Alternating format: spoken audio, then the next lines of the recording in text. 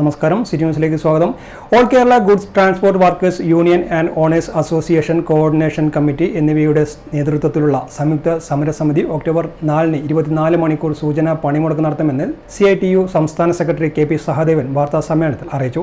October 3-ന് അർദ്ധരാത്രി മുതലാണ് സമരം. CITU, INTUC, AITUC, STU എന്നീ സംഘടനകളും lorry owners association, lorry agents association എന്നിവരെ ഉൾപ്പെടുന്ന സംയുക്ത സമരസമിതിയുടെ നേതൃത്വത്തിലാണ് സമരം. ഖനനം നടത്തുകയും മറ്റും ചെയ്യുന്നുണ്ടെങ്കിൽ ആ സ്ഥലത്ത് വെച്ച് തടയട്ടെ, നിയമനുസരിച്ച് നടപടി സ്വീകരിക്കാം. ലോറി ട്രാൻസ്പോർട്ടുകാർ സ്വാഭാവികത ഇതിൻ്റെ അകത്ത് കയറ്റി കഴിഞ്ഞാൽ അവരല്ലേ കൊണ്ടുപോകുന്നത്. ഖനനം നടത്തുന്നത് ആ ഖനനം നടത്തുന്നവർ തടയുകയും അവരൊരു നടപടി സ്വീകരിക്കട്ടെ.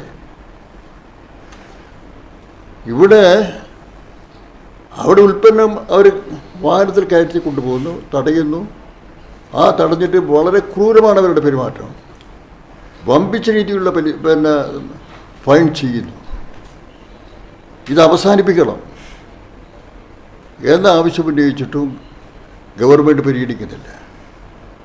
ഏത് ഉൽപ്പന്നമാണ് അത് നടത്തുന്ന സ്ഥലത്തുനല്ലത് മണൽ വാരൽ. ആ മണൽ വാരുന്ന സ്ഥലത്തുനല്ല തടയേണ്ടത്. അതല്ലാതെ കൊണ്ടുപോകുന്ന സ്ഥലത്ത് തടയാൻ പറ്റുമോ? തൊഴിലാളി ജോലി ചെയ്തവരാണ്. അപ്പോൾ ആ രീതിയിലൊരു സമീപനം സ്വീകരിക്കുന്നത് ഒഴിവാക്കണം എന്നാണ് പറയാനുള്ളത്. അതുപോലെ തന്നെ RTO ഇതൊരു കറവ പശുവായിട്ടാണ് ഉപയോഗിക്കുന്നത്.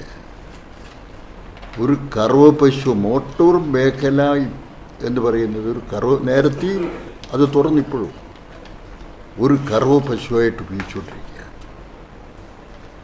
അപ്പോൾ അതിന് അറുതി വരുത്തണ്ടേ? രാവിലെയും വൈകുന്നേരം ഇത്ര മണിക്ക് ശേഷം വാഹനങ്ങൾ, ഈ ലോറി വാഹനങ്ങൾ റൂൾ ഉണ്ടാകാൻ പാടില്ല. അതാണ് വ്യവസ്ഥ. ഞാൻ ചോദിക്കട്ടെ, എങ്ങനെയാണ് നമുക്കൊക്കെ അറിയാമല്ലോ, എങ്ങനെയാണ് ഒരു ഡ്രൈവർ വണ്ടിയിൽ കയറി 8 മണിക്ക് ജോലിക്ക് കയറുന്നു, വൈകുന്നേരം അയാൾ ഈ പറയുന്ന സാധനങ്ങൾ ഓരോ സ്ഥലത്ത് എത്തിക്കുക എന്നുള്ള ജോലിയാണ് ചെയ്തു വന്നത്. 8-9 മണിയായിരിക്കുന്നു അവിടെ സ്റ്റോപ്പ്, 4 മണിയായിരിക്കുന്നു അവിടെ സ്റ്റോപ്പ് എന്ന രീതിയിൽ എങ്ങനെയത് ജോലി ചെയ്യാൻ കഴിയുക? പണിമുടക്കുമായി ബന്ധപ്പെട്ട് ജില്ലയിലുടനീളം ഇതിനകം കൺവെൻഷനുകൾ നടത്തിക്കഴിഞ്ഞതായും 18 സമരകേന്ദ്രങ്ങളിൽ 4-ന് കാലത്ത് 10 മണിക്ക് പ്രകടനവും വിശദീകരണ യോഗങ്ങളും നടക്കുമെന്നും അദ്ദേഹം അറിയിച്ചു. ചരക്കുവാഹന തൊഴിലാളികളുടെയും ഉടമകളുടെയും ഉപജീവനത്തിനെതിരെ കേന്ദ്ര സർക്കാർ കൊണ്ടുവന്ന നിയമം പിൻവലിക്കുക തുടങ്ങി 10ഓളം ആവശ്യങ്ങൾ ഉന്നയിച്ചാണ് പണിമുടക്ക് സമരം.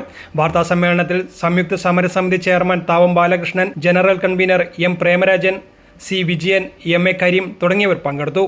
News desk, city news. കൂടുതൽ വാർത്തകൾ അറിയുവാൻ സിറ്റി ചാനൽ വാട്സ്ആപ്പ് ഗ്രൂപ്പിൽ ജോയിൻ ചെയ്യുക. അപ്പോൾ YouTube ചാനൽ സന്ദർശിക്കുക. വാർത്തകൾ ഇവിടെ അവസാനിക്കുന്നില്ല. മറ്റൊരു വാർത്തയുമായി വീണ്ടും കാണാം. നമസ്കാരം.